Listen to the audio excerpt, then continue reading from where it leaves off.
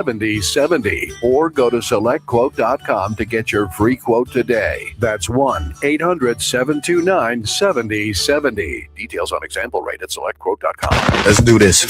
We're heading into one of the most important election seasons in a generation. And with so much on the line, your healthcare, your economy, your neighborhood, you deserve more than sound bites. You deserve the full story. KBLA Talk 1580 is your trusted voice for political coverage, commentary, and conversation. From local races to national headlines, we bring you the insight and perspective you need to make sense of it all and make your voice heard. Between now and November, a lot will happen, a lot will change, but one thing won't. KBLA Talk 1580 will be right here, keeping you informed, keeping you engaged, and keeping it real. KBLA Talk 1580. The place for politics.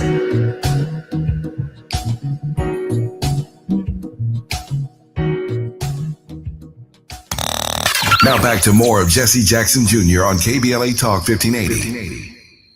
The Jesse Jackson Jr. Show. The Jesse Jackson Jr. Show. The Jesse Jackson Jr. Show. The Jesse Jackson Jr. Show. King Quality drops the beat. Come on and talk with me. Come on and listen to the me. Come on and talk with me. Come on and listen to the me. KBLA Talk 1580. Download the app. I'm Jesse Jackson Jr. Welcome forward to the Jesse Jackson Jr. Show. It's the politics of our faith with Reverend Dr. S. Todd Yeary. Todd, I wish you were with us, Dr. Yeary, in Los Angeles when people kept coming up to us over the course of the 5th anniversary celebration of KBLA on June 2nd saying, is Dr. Yeary here? Is Dr. Yeary here? I'm thinking about joining his church.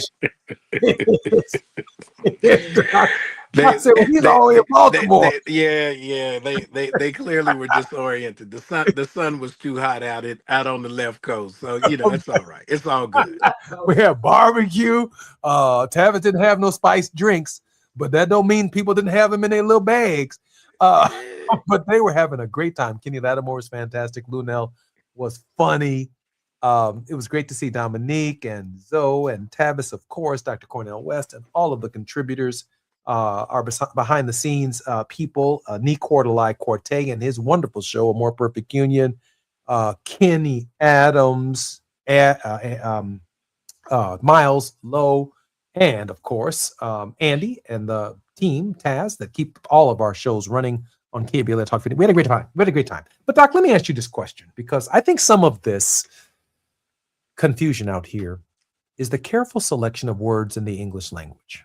Now, let me try a little experiment here. If I say, Reverend Yeary, please, I'm evoking and invoking a certain response. If I say, Negro, please, there's going to be another response from Todd Yeary. And if I say, please, yet another response. I think in the sanitary fair speech, Abraham Lincoln is saying there is confusion over the word liberty. For one group, it means to do with themselves as they choose. Whether you're the LGBT community, whether you're African Americans, whether you're women, or whether you're white male landowners who think that Negroes are property, you can do with yourself as you please. And then there's another group of people who use the word liberty, but they're discussing, this is how I'm going to pay my workers. This is how limited, because I want a profit, I'm going to provide health care. This is how I'm going to define a work day. This is how I'm going to squeeze $1 more out of this quarter by making him or her work a little longer. And Abraham Lincoln says, enough of the confusion. To define this event for all time, I choose the word emancipation. And when we hear the word emancipation, the first thing that comes to mind is Negro people. Talk to me, Dr. Yeary. Okay. All right. It's the first Wealthy Wednesday since the season changed. The summertime's here. It's hot. And so you decided you wanted to raise the temperature and not give a brother any warning. But okay, it's cool. I'm good. I thought about it in real time because you're No, that no, guy. You and I was Moira can handle anything I throw at them, which makes you yeah, so. yeah. So I was gonna say, happy birthday to KBLA and the good work that Tavis Smiley's doing. I was getting ready to put on the birthday hat and light some candles, but here you come. Here you come. So here's the issue. Words have meaning, but the meaning assigned to it depends on who's using it. mm, And so when we think about domination, there's the meaning of words from the perspective of those who are dominant by virtue of force and those who find themselves dominated by that same force. mm, And so, how I understand the word is in the context of who is using the word in the discourse that I'm a part of, assuming that I'm a part of the discourse. mm, mm, So we have to be clear on context. Abraham Lincoln used the word from a particular posture of power, but he also had a particular worldview and self-interest. And so we have to be critical, even as we are being somewhat open to and generous with our interpretation of what he meant. The reality is that for as much as Lincoln did, arguably, we don't believe that he did all that he could have done, mm, although he did more than we had prior to. mm, mm. And so we got to be clear on the politics of language. Um, Dr. Ali Mazuri talks about that when we consider how words are used as political tools. And whatever the political objective is, will inform how the language is applied. Now, for those of us who are fighting against the system that has historically and persistently held us back from full enjoyment of what it means to be, when we say liberty, the four-letter word that we often use, but it doesn't get much shrift, is free. Mm. We've never been totally free. Even as we are looking at the dynamics of um, the structure not even being open to doing right in the sense of restitution. We think about how DOJ has entered itself as an intervener in the lawsuit in Evanston around reparations. Mm, And mm, so we have to be very, very clear about where we stand in the conversation.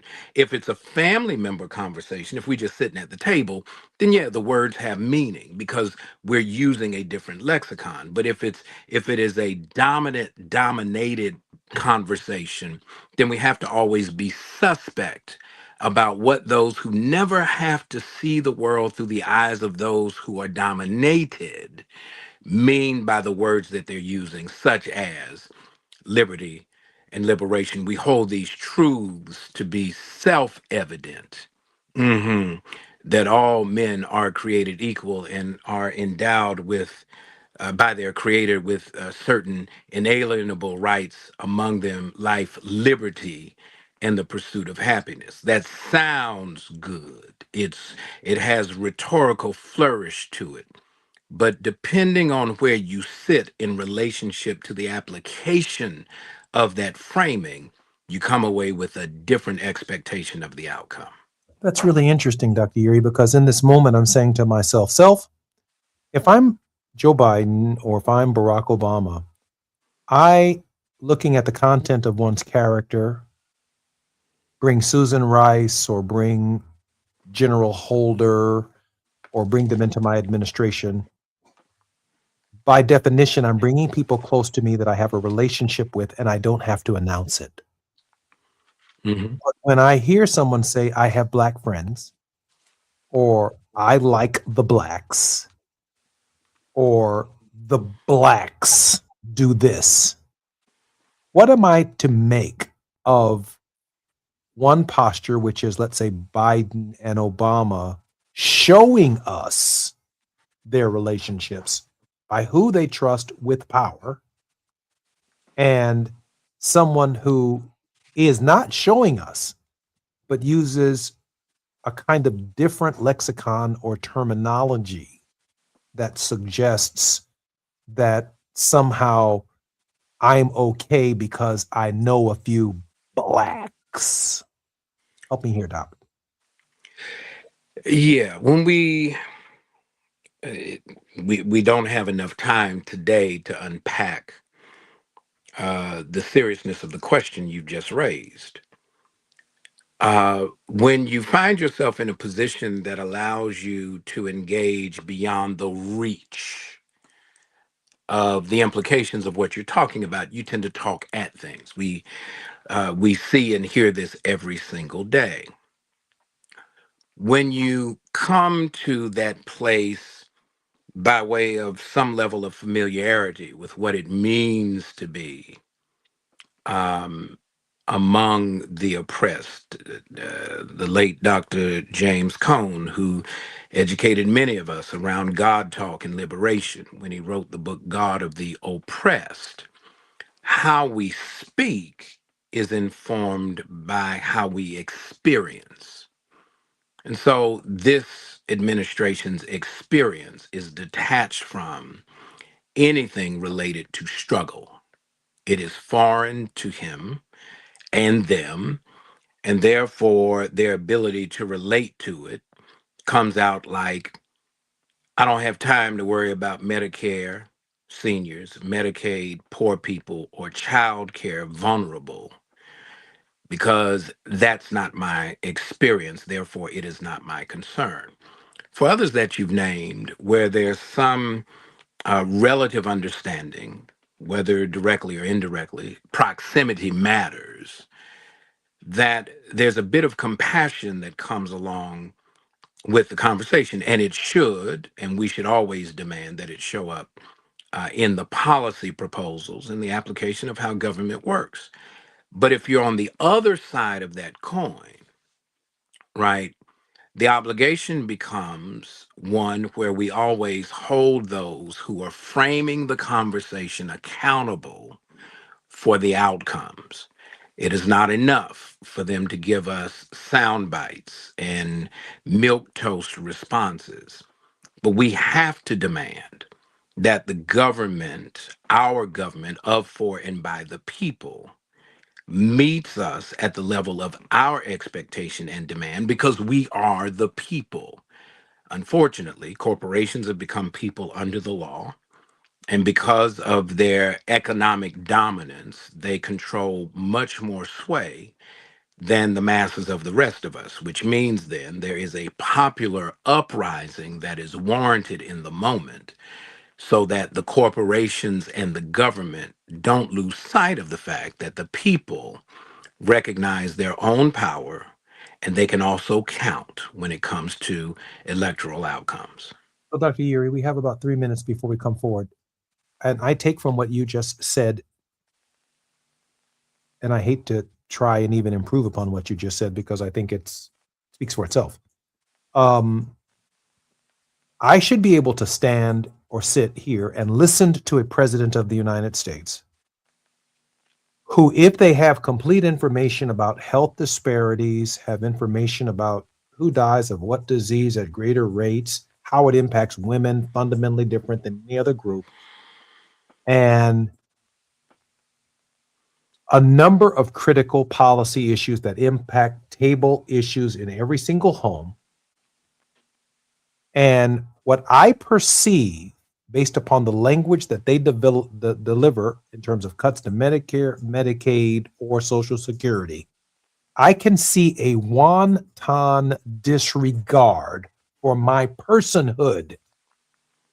Because when they say cut this program, or cut this program, they themselves, when they say it in the English language, have no idea whom it fundamentally affects disproportionately, which just happens to be me because I'm black, because I'm brown, because I'm Hispanic, because I'm woman, because I'm gay, because I'm straight, whatever. I find myself in a category of systemic denial because the leader who doesn't understand these facts used language that actually discloses who they are and what their intention is, whether they understand it or not. They understand it, they choose to ignore it. Interesting. Because if we take the Declaration at face value, if all people, men used in the masculine for humanity, are created equal, then the objective of justice should be to eradicate anything that runs contrary to that assertion. Well, I don't think it gets any clearer than that.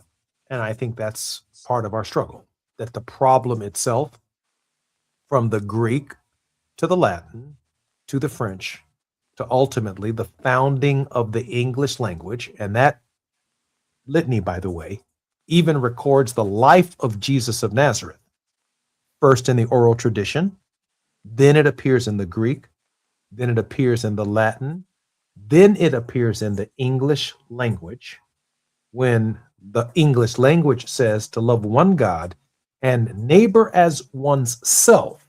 On this question of loving one's neighbor as oneself, what defines a neighbor in English? That great struggle that our nation has been transitioning through since its inception is a constant source of evolution in our nation. We've demanded respect and demanded our rights in that process and our recognition as human beings. I'm Jesse Jackson Jr. It's Wealthy Wednesdays. We're on the politics of our faith with Reverend Dr. Todd S. Todd Yeary, Esquire. More when we come forward on KBLA Talk 1580 in just a moment. It's afternoon drive time with Jesse Jackson Jr. Only on KBLA Talk 1580.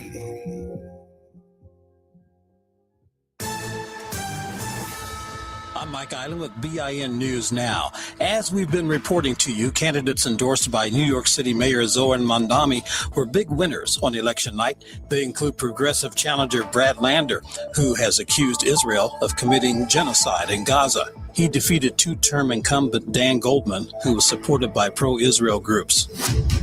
SNAP benefits, or the Supplemental Nutrition Assistance Program, is continuing to go through changes. In many states, restrictions are in place as to what you can buy with your SNAP card, like candies and sugary drinks. In Tennessee, a federal judge has temporarily blocked the ban on the junk food. Some recipients don't have a problem with such a restriction, like Brittany Cottingham of Memphis. I'd rather be a little more regulated on junk food. It's not that big of a deal to me. The African-American mother tells WHBQ it's good to be healthy. Get BIN News Now on demand on the free iHeartRadio app. Attention Ram owners. Complete Recall 67A. Get $500 and a chance to win a getaway to Miami for two to see the final race of the season. Plus, meet Brendan Butterbean Queen. Learn more and schedule at CumminsRecall.com. This is the KBLA Sports Minute with Ray Richardson. One of the potential 9 free agents on the Lakers roster is planning to stay with the team. Austin Reeves has agreed to a 4-year, $185 million max contract. The deal will pay Reeves an average of $46.2 million per year. Reeves is signing the richest contract in NBA history for an undrafted player. The 28-year-old Reeves joined the Lakers as a free agent in 2022 after playing at Oklahoma. Reeves was not selected in the 2022 NBA draft. The Dodgers are donating $1.1 million to 2 nonprofits that are assisting families in the LA area impacted by the ICE immigration raids last summer. The Dodgers agreed to help the California Community Foundation and Labor Community Services. Last June, Dodgers management instructed their security team to block ICE agents from entering property at Dodger Stadium to seek out undocumented immigrants. No debates, no speculation, just the info you need. That's your KBLA Sports Minute. I'm Ray Richardson on KBLA Talk 1580.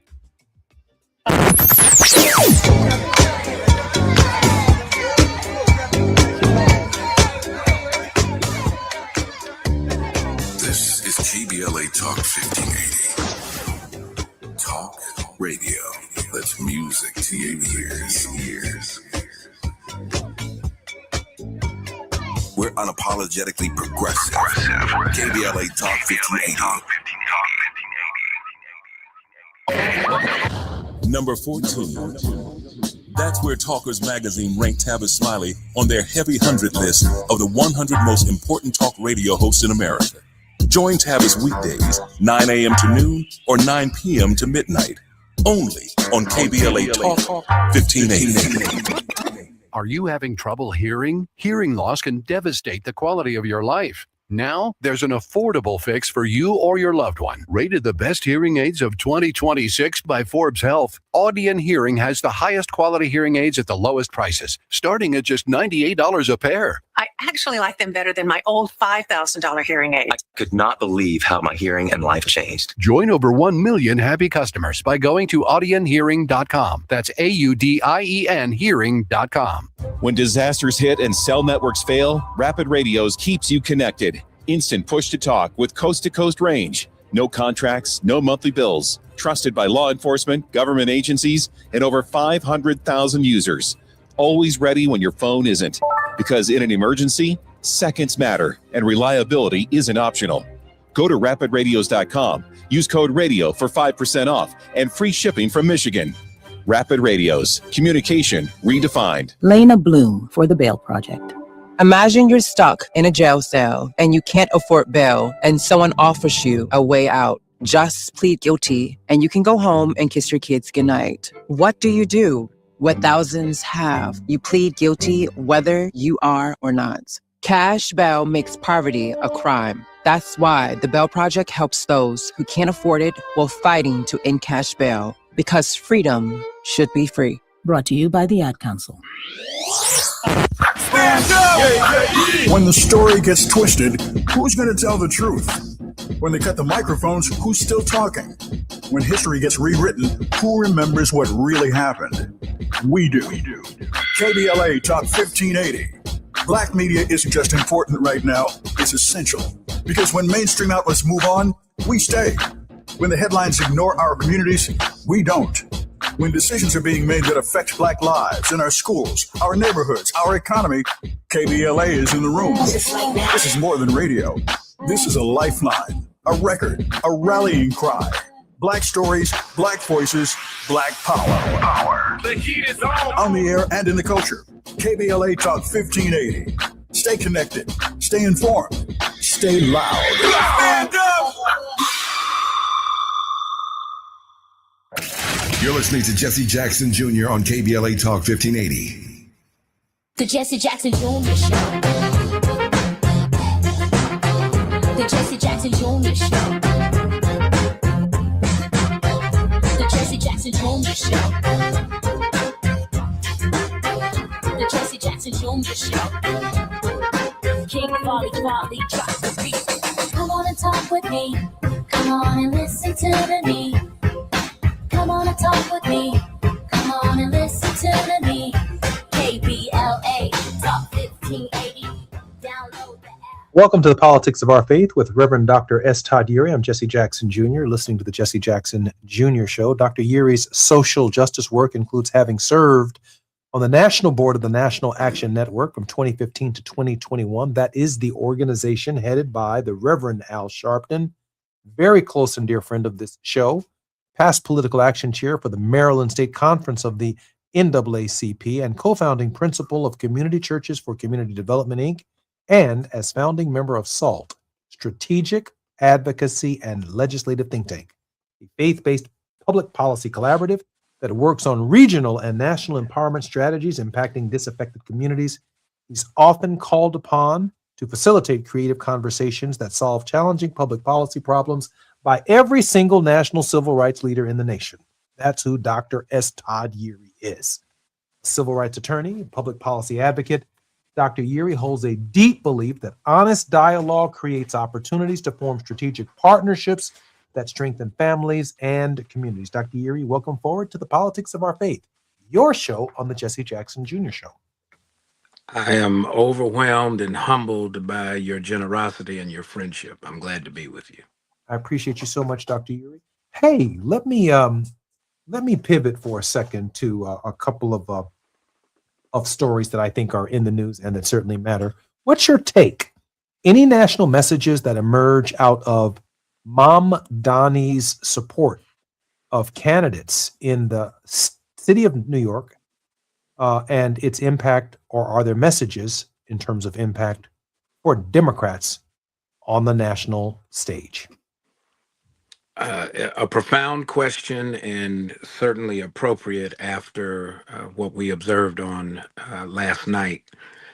One, the reminder that all politics is local.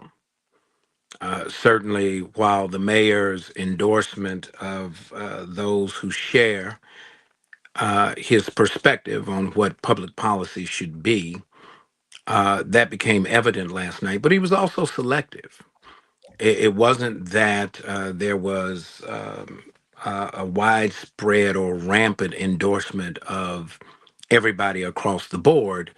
The mayor did some assessment and recognized, particularly from his own experience in running for mayor of the city, that there were some candidates that normally he might have endorsed, but because of the math problem, right? He chose not to. And so, yes, his endorsement aligned with folks in districts where the math was favorable. He abstained from getting involved in places where the math was much more questionable. And so, what he's confirmed is that we've got to know what's going on the ground. We can't just assume that platitudes and rhetorical flourishes is going to motivate folks to vote their self-interest, especially if we don't know what their self-interests are. And so I applaud the mayor. I think we should recognize that he comes in with wind at his back. He's in the early honeymoon stages. Certainly, there's some alignment from last night with when he ran. But we also recognize that he's got some work to do. We all do, to understand what's going on. What may affect one neighborhood may not be the same thing that affects another neighborhood. And so we have to be to make sure that everybody gets a chance to be heard. Dr. Year, let me ask this question. I was born in 1965, and so I was very much aware of a big city machine in the city of Chicago, even in my early years. The power, the influence of Mayor Richard J. Daley. They called him Boss. That's what Mike Royko called him in his book, Boss. And the idea of big city machine politics. You know, Daley was accused of fixing the votes in 1960 for John F. Kennedy with Sam Giancana and others. You know, some last-minute precincts being delivered from the city of Chicago and the state of Illinois, swinging the Electoral College. We don't know what the details were, but that's certainly the lore that has evolved from some of the heavy-handedness of big machine democratic politics. And largely in response out of the city of New York was a national response from a big city mayor. And as far as I can tell, I may be wrong. I don't know if Karen Bass has this kind of leverage, or Kasim down in Atlanta have this kind of leverage, or DC only has one non-voting delegate. But I don't know any of our big city mayors who could have accomplished what Mamdani accomplished in New York City, of all cities in the country, on the issues that the candidates ran against incumbent Democrats. Dr. Yuri, what does that say to you about the emergence of a progressive democratic machine? Well, one, there's the machine, right? Be careful that you don't become the thing that you're fighting against. Yeah, that. But right. Also, you know, that right there. That's a real thing, right? What do we do with this, right? Do we automate it and expand it? But also to recognize what it is and what it isn't. It speaks to the mayor's influence in New York City. It does not make it automatic that the mayor's influence in terms of New York City's politics is transferable to, say, Atlanta or Chicago or anywhere else for that matter, right? So there's a contextual awareness that I think we have to kind of make sure we don't lose sight of. But it also says to the party, as we look more broadly, is that there's something going on in the Democratic Party where when you talk about building a coalition, as Reverend often taught us, is that coalition building is about consensus building. It doesn't yield unanimity. So you have to figure out what you agree on and decide to fight for that, while the other things that may be a little more contentious don't handicap your ability to make progress. That's where I think the progressive movement misses a bit of the opportunity. That often it gets presented from the progressive side that it's all or nothing. When in reality, depending on where this plays out, as you have, 435 members of Congress.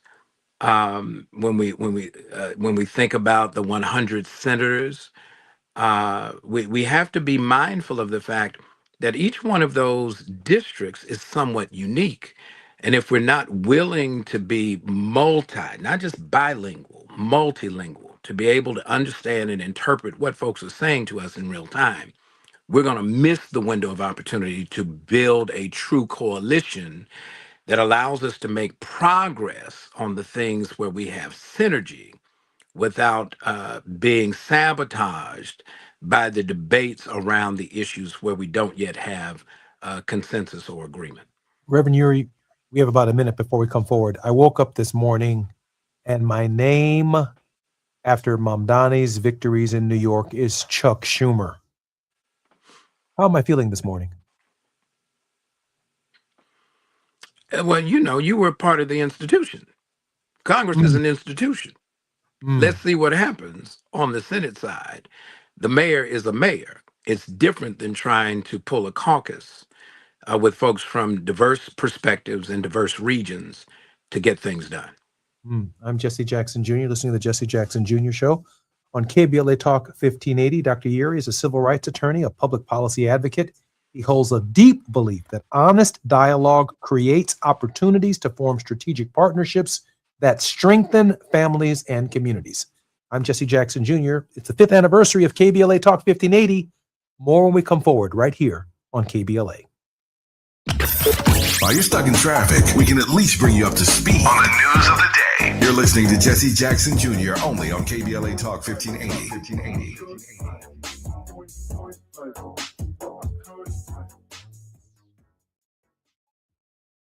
Please be advised. You may want to stop eating the following foods immediately: broccoli, kale, bean sprouts, blueberries, quinoa, spinach. Wait, what? I thought those were good for me. Turns out not for everyone, because what's healthy for one person can cause inflammation for another.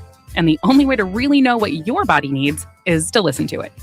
Listen how? That's where Viome comes in. Viome is a simple at-home gut health test that looks at your body's real-time biology using RNA to understand what's happening inside you right now. When your results come in, you'll learn exactly which foods to eat, which to avoid, and which supplements are right for you, all based on the world's largest RNA-based human biology database and thousands of clinical research studies. And many people who use Viome report more energy, better digestion, and a better mood within months. So stop guessing. Start knowing. Learn more at Viome.com/gut. V as in Victor, IOME.com/GUT.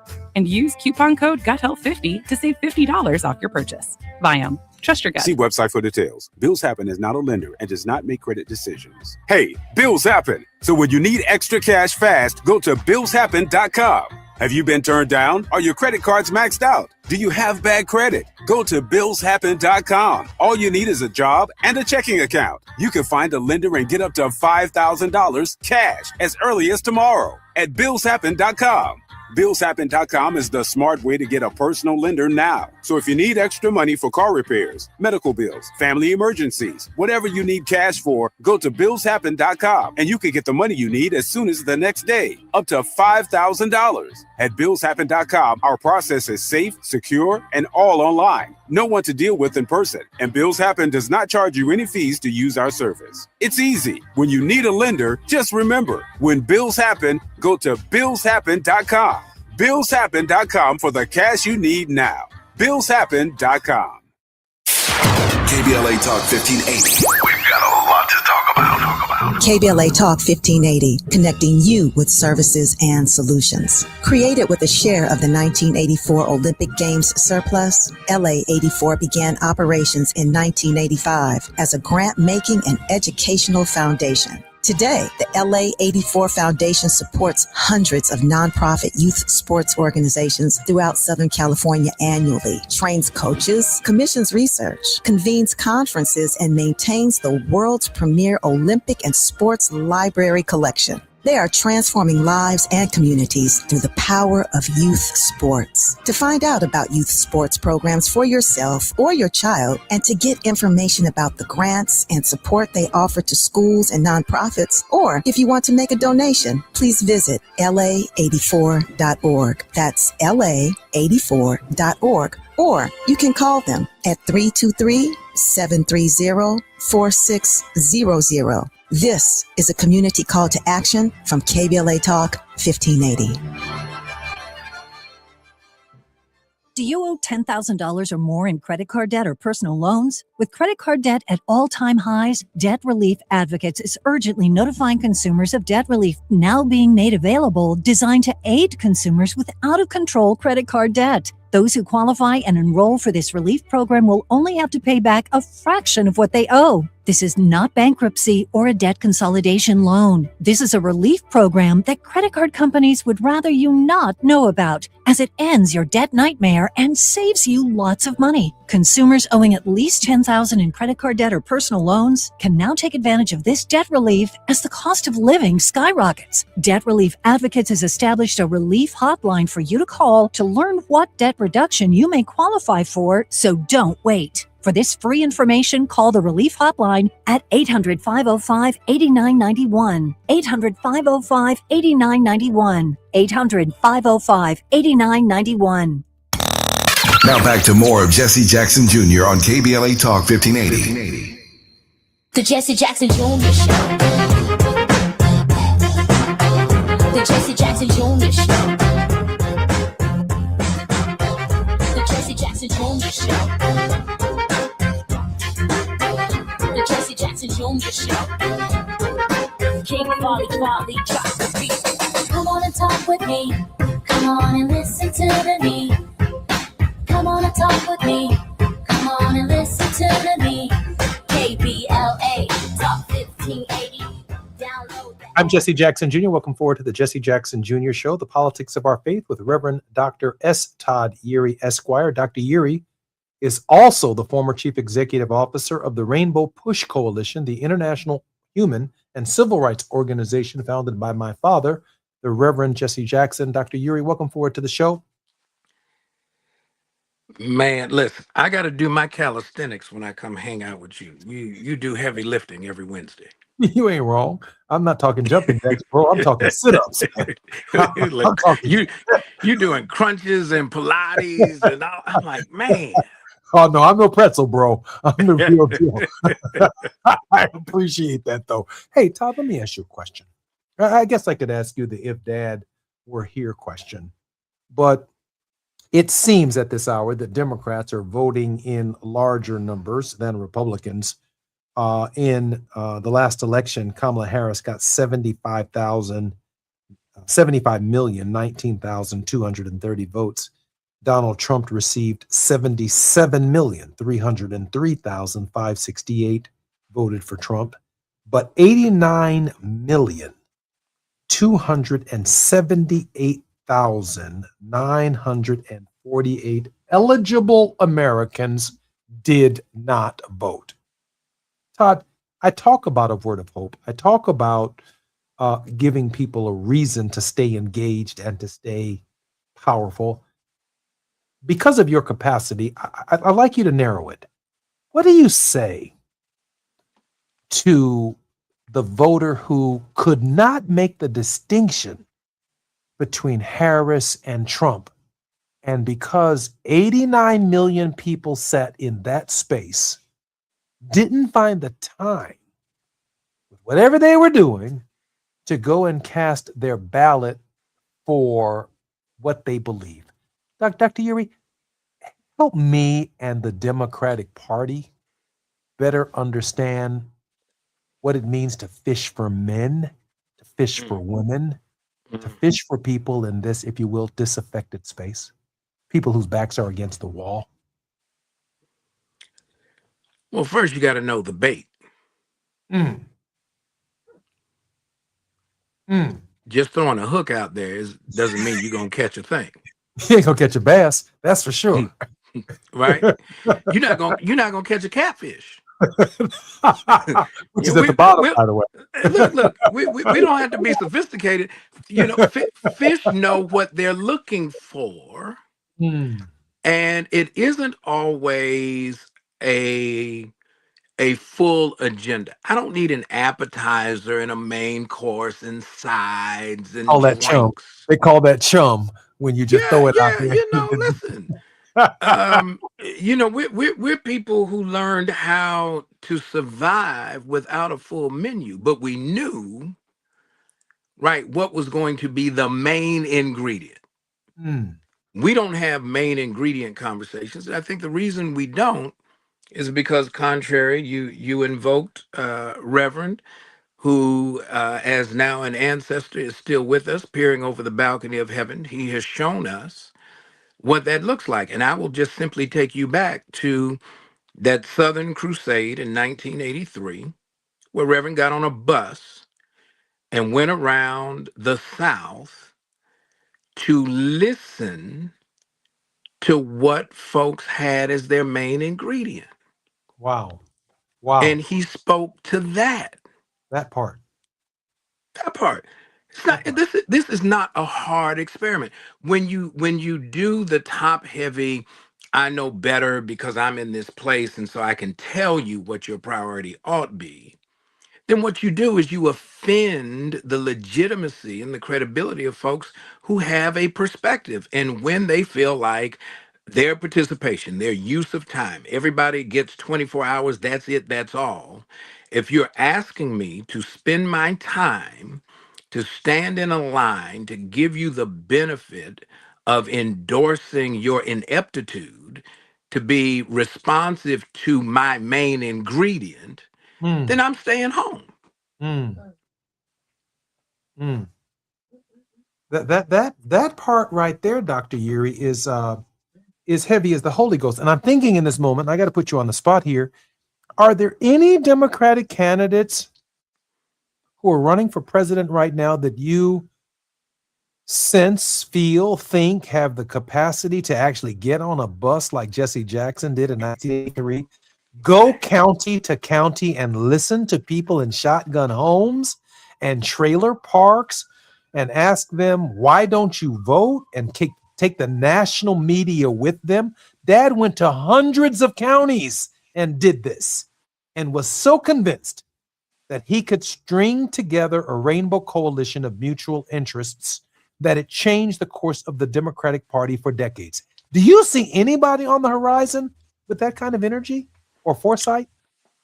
Well, there are two things. One, to get on a bus. That's not a motorcade. That's not executive protection.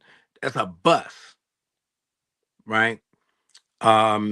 And honestly, the sitting down with regular folk, your neighbor, to understand what was done, that was really the last time we saw it, was something that Barack Obama did in the lead up to the 2008 election, where he would kind of have this thing. If you want Barack to come sit down with you and some of your neighbors to talk about the issues, then you can put your name in, and we'll pick you, and then we'll come to your place, right? It was really kind of a unique way of doing the politics. It doesn't bring you the big crowds, but what it does is it brings you big credibility around being able to listen to the concerns of regular people. That's the issue. Everybody's so busy trying to figure out how they're going to raise big money, spend big money on airtime, that they're not doing the tangible things. And what Reverend showed us, that's how I met Reverend, Mm. coming Todd, to speak at a high school assembly. man, you got me sitting on the edge of my seat. Listen, I remember when Dad did that. I was on the Southern Crusade. I remember when we went with Frank Watkins to hundreds of counties in the South. Sometimes the audience was 10,000 people. Sometimes it was 2,000. Sometimes it was 100, and sometimes it was 15. But the caravan was coming your way, and it was Jesse Jackson. I mean, he brought the media with him. He brought the attention with him, and that was fascinating. When I ask myself the question, can a Gavin Newsom, a J.B. Pritzker, or Jesse or a Kamala Harris, take the positive and negative stories from the perceptions of who ordinary average people perceive them to be as elites within the Democratic Party? If they can make that connection, which I think Robert Kennedy attempted to do in West Virginia and in Appalachia and in Pennsylvania, I think you're looking at the difference between that connection. And even though Donald Trump is an absolute elitist, he has somehow found the rhetoric of the base of the Republican Party that allows him to make the progress that he's made and the impact that he's had on our nation. Todd, we only have about 15 seconds. Your final thoughts. Get on the bus. It's really that simple. You ain't wrong. Get on the bus, Gus. I'm Jesse Jackson Jr. Listening to the Jesse Jackson Jr. Show. We've been blessed by Reverend Dr. S. Todd Yeary, The Politics of Our Faith on Wealthy Wednesdays. More when we come forward on KBLA Talk 1580. Here comes D.L. Hughley right now. KBLA 1580 Santa Monica. I'm 1580. Here comes D.L. Hughley right now. KBLA 1580 Santa Monica. I'm Mike Island with BIN News Now. As we've been reporting to you, candidates endorsed by New York City Mayor Zoran Mondani were big winners on election night. They include progressive challenger Brad Lander, who has accused Israel of committing genocide in Gaza. He defeated two-term incumbent Dan Goldman, who was supported by pro-Israel groups. SNAP benefits, or the Supplemental Nutrition Assistance Program, is continuing to go through changes. In many states, restrictions are in place as to what you can buy with your SNAP card, like candies and sugary drinks. In Tennessee, a federal judge has temporarily blocked the ban on the junk food. Some recipients don't have a problem with such a restriction, like Brittany Cottingham of Memphis. I'd rather be a little more regulated on junk food. It's not that big of a deal to me. The African-American mother tells WHBQ it's good to be healthy. Get BIN News Now on demand on the free iHeartRadio app. Attention Ram owners. Complete Recall 67A. Get $500 and a chance to win a getaway to Miami for two to see the final race of the season. Plus, meet Brendan Butterbean Queen. Learn more and schedule at Cummins Recall.